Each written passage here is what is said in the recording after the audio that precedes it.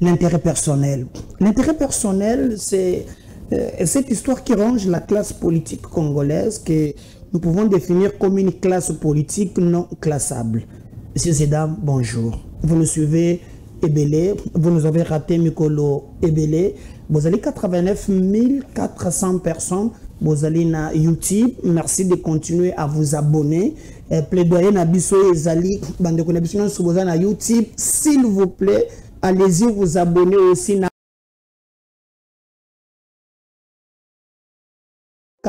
MKBuzz officiel. Abonnez-vous, partagez le lien. Quand je fais cette émission à la télévision, je la capte direct na Facebook.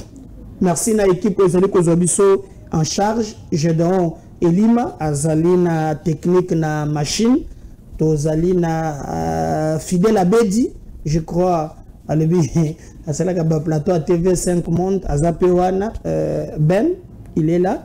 Merci na Balobi Lelo, comment il s'appelle, Madame Micheline, bon, la Kisenso, il y a un problème. Gabriel, tenez rendez-vous MKBuzz officiel pour un match en direct. Oh, biso tozana abonnement te. Oh, biso yozana boy. Chana yo MKBuzz officiel. Tala championnat yaba indien en direct ko la talango out. Alors yo sponsor Olingi na moment ya ba match pour MKBuzz télévision batala kango même na bakwe na ba recoin yaka na produit na yo yaka ozwa moment ya ba match ou bien moment ya ba publicité venez tous après ya ko vendre image ya produit na yo pour batu ba yoka yango na ba coin na ba recoin. Merci. Surtout nous présent na YouTube, aux autres personnes à la télévision, vas-y vous abonner na YouTube. Abonnez-vous aussi na Facebook. Vous nous donnerez la force et nous reviendrons très fort pour vous servir. Réunion Moko Salamaki, c'est vraiment information tozu. Et Sengelaki basa la coup d'état. Obi alanga nzembo moko kombo na ye Jibem Piana. Atanelo azana mwa kokoso na ta présenter ba condoléances. Ayemba nzembo moko alobi boko resir ngai kaka mokolo nzamba kolala pongi batu bana lokoso bomoni foto o bomona ki jongo ateko kutana nananga je donne gelanga photo ya jongo nananga bana kisha sabamona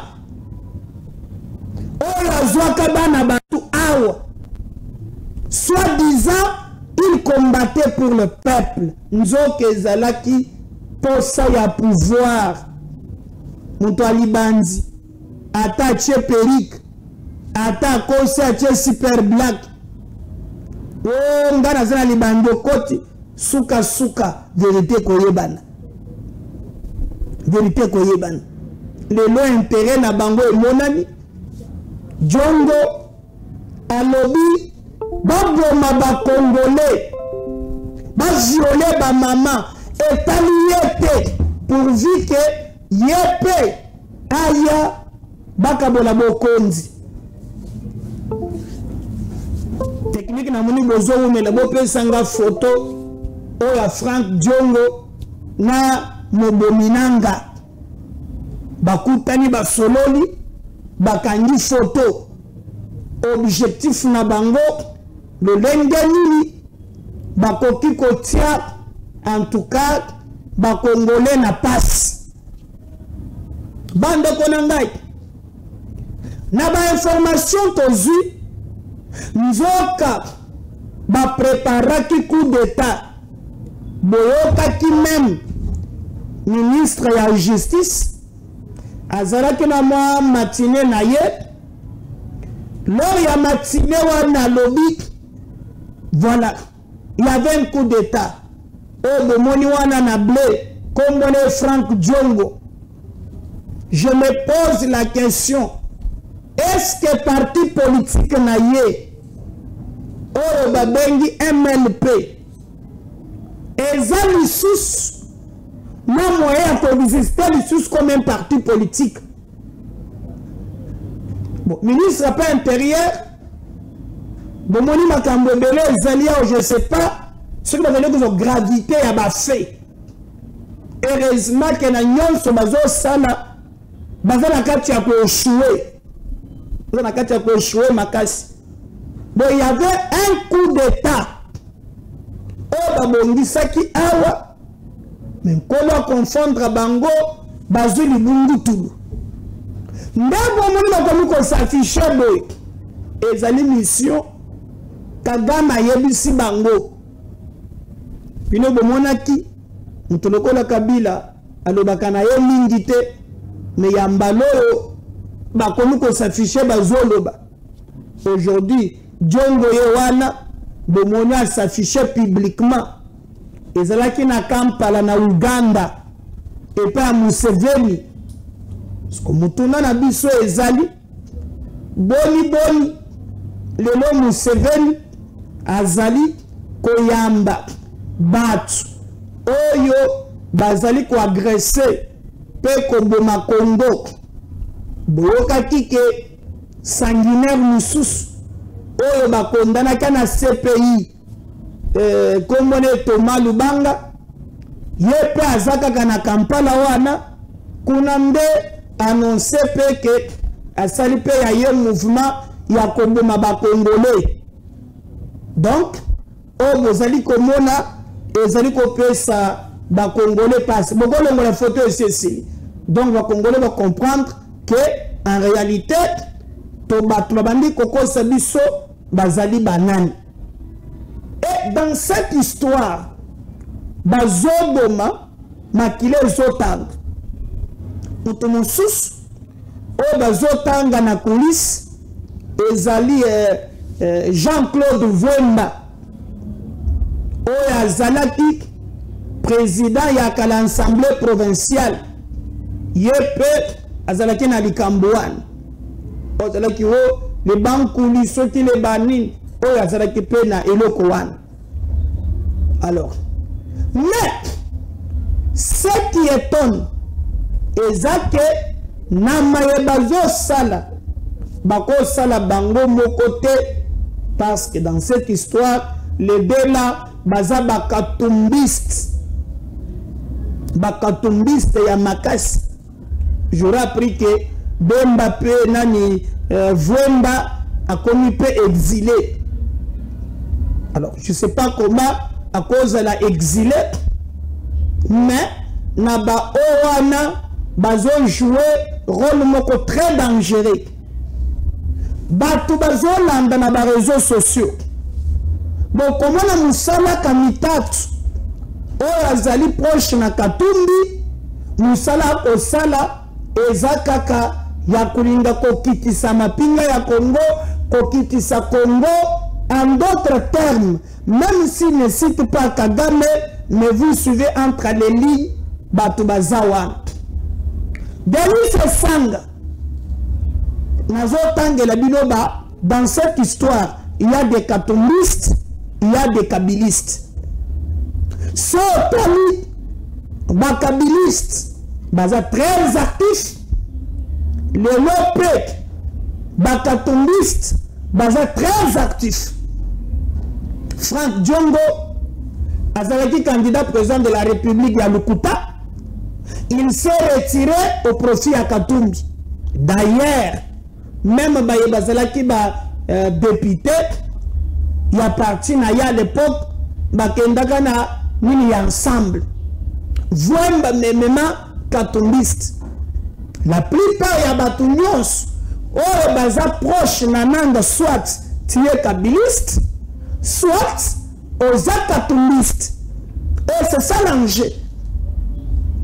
C'est pourquoi tout le monde que dans tout ça qu'ils font, bazana kacha kobunda basala manso.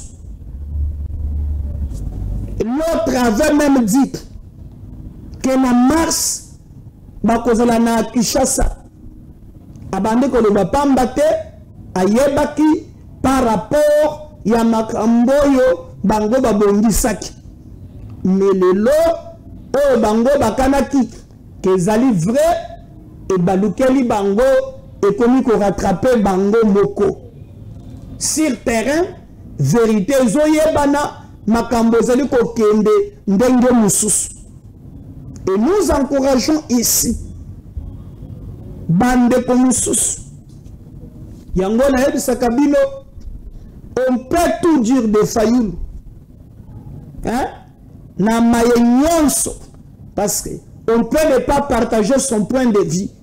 En dehors, il y a des dérapages à Mike, mais vous ne le verrez jamais kokende kozwa manduki pour massacrer les Congolais parce qu'il a besoin de pouvoir. Jamais ça la yango. Mais bota la lelo, les katombistes et les kabylistes, basali front pour massacrer les Congolais. Et donc on a comment faire réfléchir biso deux fois. Et ça, nous, aujourd'hui, il y a qu'à comprendre que l'enjeu du Congo est d'aller dans Ngamboni et de travailler le lot pour que plan à Bango échouer. Parce que ce n'est pas possible dans un pays où on a une démocratie comme mode de vie, le lot, un groupe des individus. Baya kotelema, ba rompre pacte. Oh, ba Congolais, ba yokana ki pona koloba ke pokoma mokonzi et sengeli be peuple a voté yo. C'est du yo Katumbi Kabila aujourd'hui et bimi na poisa par rapport ya ba vérité ezobi malelo bande konangai. Mais parce que TV ezalaka radio te eza même nande komoko journaliste, je crois que Azali na Europe, Congo na Eric Wemba, dans une de ces tribunes, a sali la révélation en montrant même le coup d'état au baraté à Wanakishasa, ndenge ba planifiaki, et il cite même des noms. Chose grave, vous allez comprendre que les politiciens congolais, bande konangai, ne vous laissez pas manipuler na batouana pour baza penza malamu ata mukete. Mais au contraire, bazali ko mundela ba intérêt na bango privé. Et nous devons les décourager.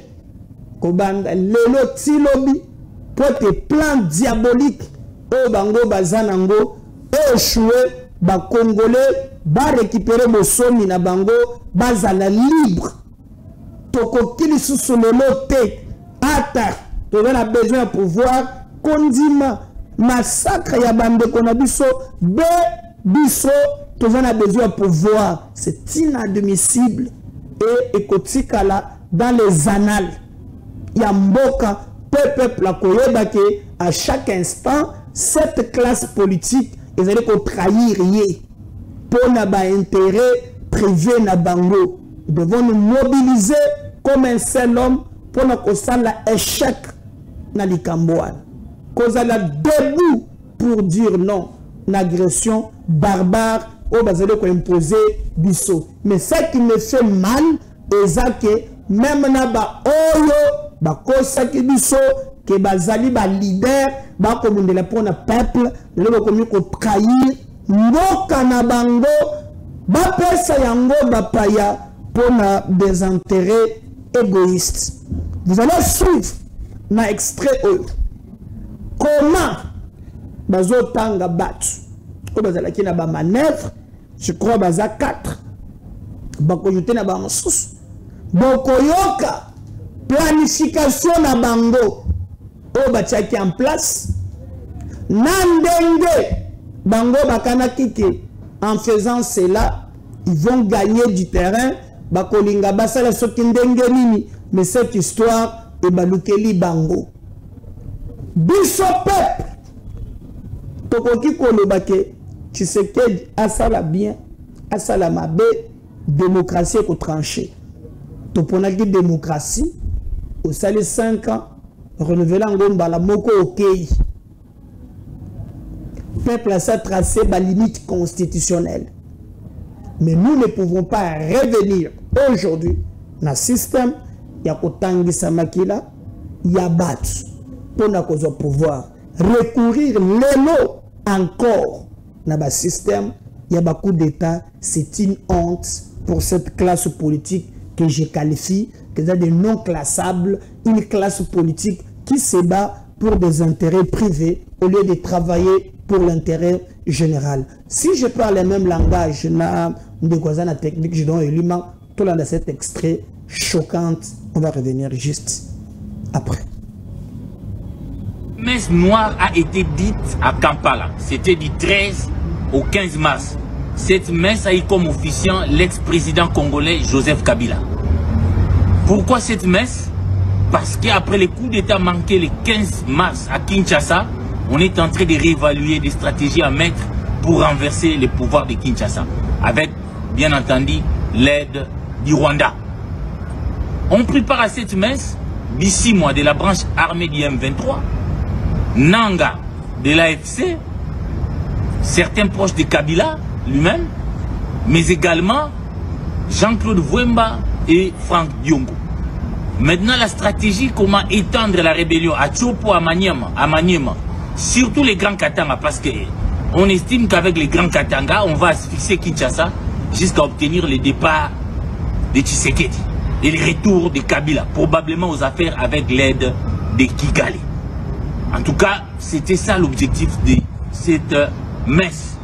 Mais nous notons ici, outre Kabila, qui est le vrai patron de l'AFC, qui même s'il se cache encore, mais nous notons la présence de Franck Diongo et de Vwemba, des proches de Moïse Katumbi. C'est là où il y a la main noire de Moïse Katumbi que nous dénonçons jusque-là, parce que ces deux personnalités sont prises en charge ici par Moïse Katumbi. Ils sont en exil, soi-disant, parce que Jean-Claude Vwemba, on ne peut pas comprendre comment il peut dire qu'il est en exil, alors qu'il a la nationalité française. Donc, c'est eux qui représentaient Katumbi dans cette réunion. Donc, Katumbi continue à jouer le jeu des cache-cache. Cette messe noire a été dite, comme je vous ai dit, avec l'objectif de renverser les pouvoirs de Kinshasa et de mettre fin au pacte républicain de Sun City. On ne peut pas comprendre comment un ancien chef de l'État qui a amassé des milliards dans ce pays, au lieu de mettre ça pour le développement de ce pays, il a mis ça pour renverser les pouvoirs de Kinshasa. Kabila, ça ne se cache plus. D'ailleurs, sa maison à Goma est bien gardée par les M23. Ça prouve qu'entre Kabila et Nanga, c'est blanc, bonnet blanc. Et Kabila voulait, comme je vous avais dit l'autre fois là, être lui-même présent pour contrôler la situation maintenant. Kabila continue à dire que la crise actuelle en RDC a débuté en 2021 après la rupture du FCC cash. C'est pourquoi nous appelons le peuple congolais à la vigilance totale pour résister contre cette occupation. Nous appelons le peuple congolais dans son ensemble à l'exemple du peuple de Bukavu à résister contre ces complots contre la République, ces complots de certains de cette élite politique corrompue avec le soutien du Rwanda. Ils sont ici, en Europe, ils sont à Kinshasa, ils sont déjà avec les M23. Ils affichent un radicalisme au bout des ongles pour négocier les postes sur les sangs des innocents. C'est pourquoi nous appelons les Congolais à la résistance. Et nous pensons que la victoire sera du côté du peuple congolais. Quel que soit, parce qu'on ne peut pas comprendre notre élite politique. On ne peut pas, parce qu'ils développent une rhétorique un peu malsaine. Les problèmes de gouvernance. Ce n'est pas parce qu'il y a des problèmes de gouvernance ici en France. Ce n'est pas parce que Mélenchon n'est pas d'accord avec la gouvernance de Macron. Ce n'est pas parce que Marine Le Pen n'est pas d'accord avec la gouvernance de Macron qu'ils vont prendre les risques pour venir occuper leur pays pour renverser les pouvoirs de Macron. C'est ce qu'on appelle l'esprit de la République. Ça n'arrivera pas. D'autres nations ont montré que quand il y a la guerre, il n'y a plus d'opposition, il n'y a plus de majorité. Tout le monde se met derrière le président de la République. Non pas comme individu, il a certainement des faiblesses, il a commis ses erreurs, mais c'est la clé de voûte de toutes nos institutions. C'est le commandant suprême des armées. Que nous l'aimons, nous ne l'aimons pas, nous devons être derrière lui pour bouquer l'ennemi dehors. Mais après, nous reviendrons dans la maison Congo pour, en fait, justement, régler nos problèmes à l'interne. Ce n'est pas normal que l'histoire du Congo est en train de s'écrire, tantôt à Kigali, tantôt à Kampala avec des Congolais. Ce n'est pas normal. La seule source de légitimité, c'est le peuple. Les coups d'État, nous avons dit non à cela, à Sun City. Les violences, nous avons dit non. Tshisekedi a un mandat de 5 ans, il va le finir. Après ce mandat, on organisera des élections. C'est comme ça que nous nous sommes convenus à Sun City. Plus jamais de prendre les armes, plus jamais de tuer, de violer à l'est de la République démocratique du Congo avec des armées étrangères, avec le seul objectif de prendre le pouvoir. C'est le message ici de vigilance que je voudrais lancer à partir d'ici. Une messe noire a été dite à Kampala. C'était du 13 au 15 mars. Cette messe a eu comme officiant l'ex-président congolais Joseph Kabila. Pourquoi cette messe?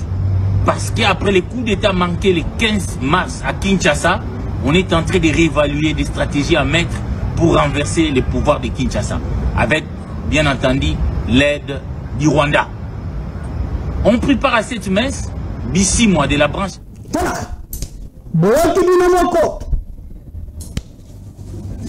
Biso tozali télévision ya peuple. Biso tokolakisa bolingo ya Congo. Bandeko na ngai. Clin d'œil. Na bandeko bazobunda na terrain. Na Bukavu. Bon exemple ya bawazalendo. Lelo na Tongo bitumba ya kabujika na mai. Ils ont eu à récupérer même 2 villages. Tous les noms s'il y a des traîtres, mais il y a aussi des compatriotes.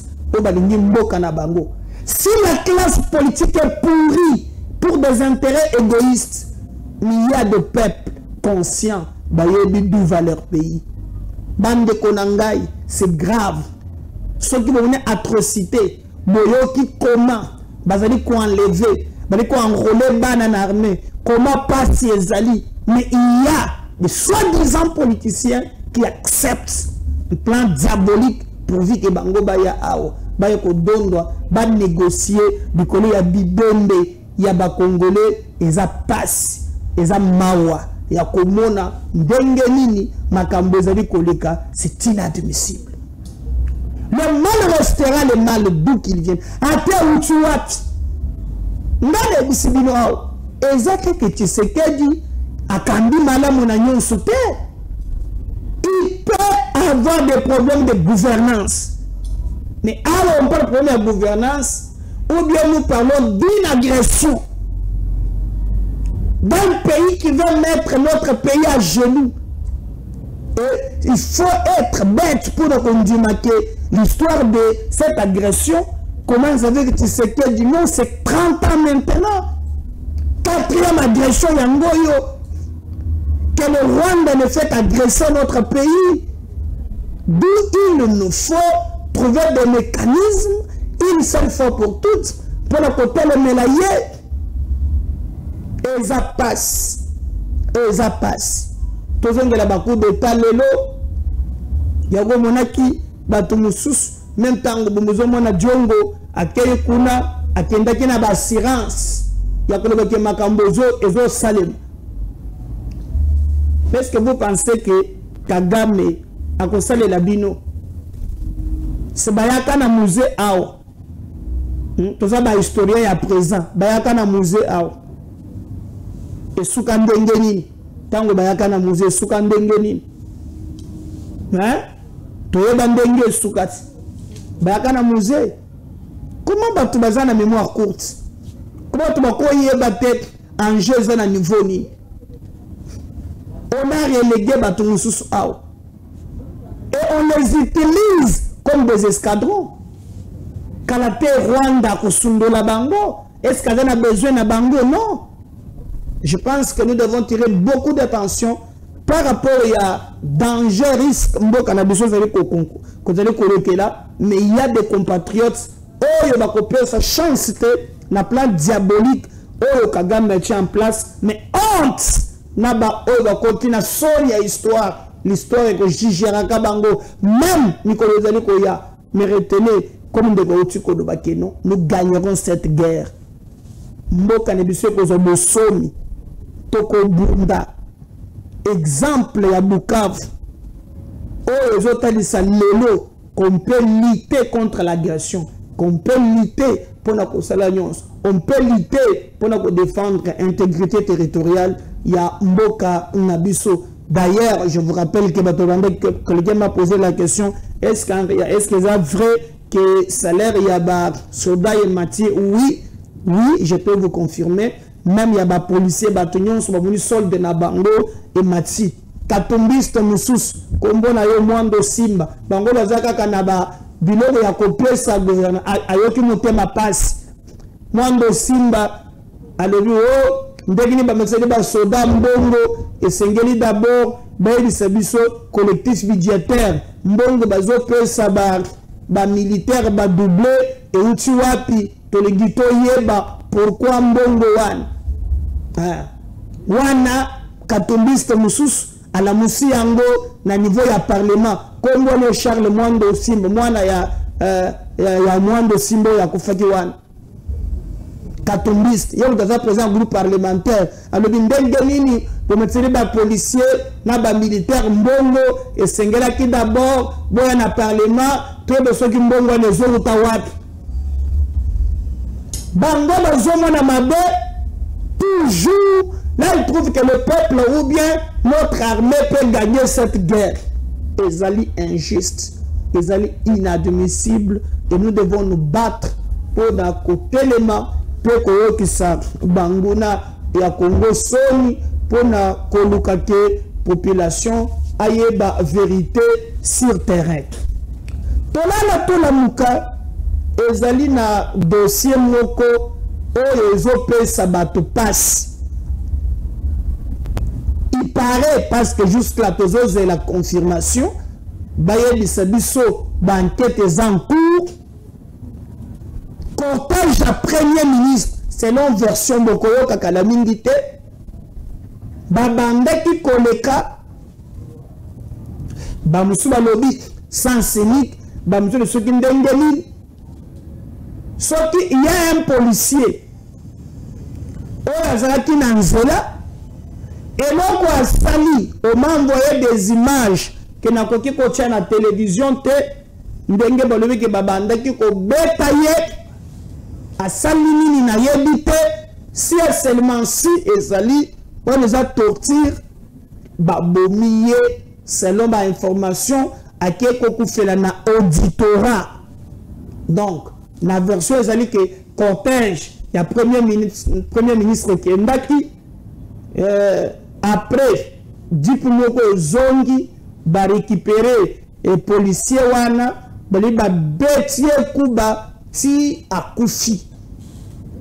Bon, est-ce à répondre qui m'a bé, est-ce les agents de l'ordre, parce qu'on parle que nous zongi c'est ce qui major, est-ce agent de l'ordre, il n'y a pas de mécanisme.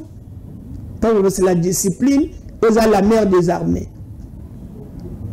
Est-ce qu'il fallait que bêta, nalobi que ça la vidéo moko batinde lingai, moi ndenge bazo beta pe elongezo mona na te, mais e beta liwana ce qui boko beta langata nanga boye bien. Bozo ata bisimo, ce qui bozo na makasi ba policier oyo ya ko beta bisimo bien. Mais ces images-là, atroces, version Elobi, ils allaient cortège, dit pourtant le premier ministre Aleki, on a zondissime. Nous avons même temps à Kabila, mais nous avons Tungo, la Boka, qui s'appâte, Babomaye. Mais nous avons en France. J'ai vu qui, nous avons quelqu'un. Aya le président que non début France et France nana mona président moko militaire moko la yo moko to bamba président Sapato et c'est pas que ni le qui na cortège pour ba bête ye moko la nyoka boy jusqu'à présent nazana ma version exacte mais en réalité ba lobi akufi. On va suivre Nabino Moninga naye policier bazalaki naye sur place, celui qui explique parce que lui journaliste azalaka na mite komesana ezalaka pe mabe me boyoka bilili oyo moninga na ye policier ye moto azorelate bafe ndenge ebandaki ndenge esalamaki ekomi bongo ndenge nini bandeko na ngai et nous allons revenir avec vous sima ya koyoka ye poto continuer na émission ya mokolo ya lelo numéro ezali affiché na bas écran eza numéro ya appel ya ba message vous pouvez nous laisser des messages vos appels tokoyamba poto betemine lisolo comment boyambi likambo oyo on va revenir juste après cette vidéo témoignage ya moninga qui confirme on revient juste après Gédéon Ilima on y va. Le ministre abanda wana sens unique to panzinzela to lexi comme ministre aleki to monique dans 10 minutes suite à premier ministre zongi na major chef à sécurité premier ministre bayena ye ba ya kangi collègue na biso wana ya roulage kabe ya senda bakangi ye batie na kati ya jiba bandi ko beta ye bakena ye vers auditorat à partir d'auditorat akufi kuna lobby na ba 19h akufi kono auditorat siko bazue bembe bakena ngona morga kampoko na micho ebembe sana morga kampoko na morga kampoko na kuma major wa kendeki ne bembe wana ezana morga kakombo ne pesa wana na morga kampoko le ministre abanda wana sens unique to panzinzela to lexi premier ministre aleki to monique dans 10 minutes suite à premier ministre zongi na major chef à sécurité premier ministre bayena ye ba ya kangi collègue na biso wana ya roulage kabe ya senda bakangi ye batie na kati ya jiba bandi ko beta ye bakena ye vers auditorat à partir d'auditorat akufi kuna lobby na ba 19h akufi kono auditorat siko bazue bembe bakena ngona morga kampoko na micho ebembe sana morga kampoko na morga kampoko na kuma major wa kendeki ne bembe wana ezana morga kakombo ne pesa wana na morga kampoko le ministre abanda wana sens unique to panzinzela to lexi premier ministre aleki to monique dans 10 minutes suite à premier ministre zongi na major chef à sécurité premier ministre bayena ye ba ya kangi collègue na biso wana ya roulage kabe ya senda bakangi ye batie na kati ya jiba bandi ko beta ye bakena ye vers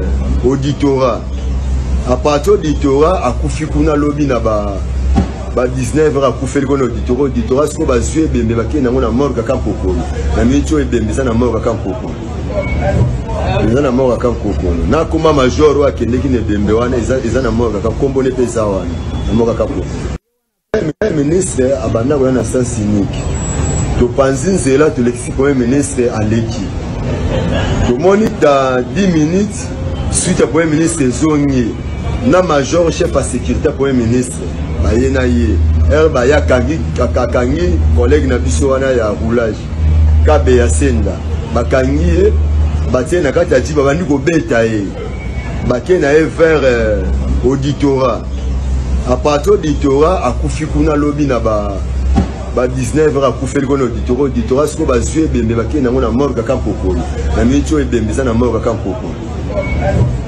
na morga kampoko na kuma major wa kendeki ne bembe wana ezana morga kakombo ne pesa wana na morga kampoko. Voilà bino moko bandeko na ngambo yoki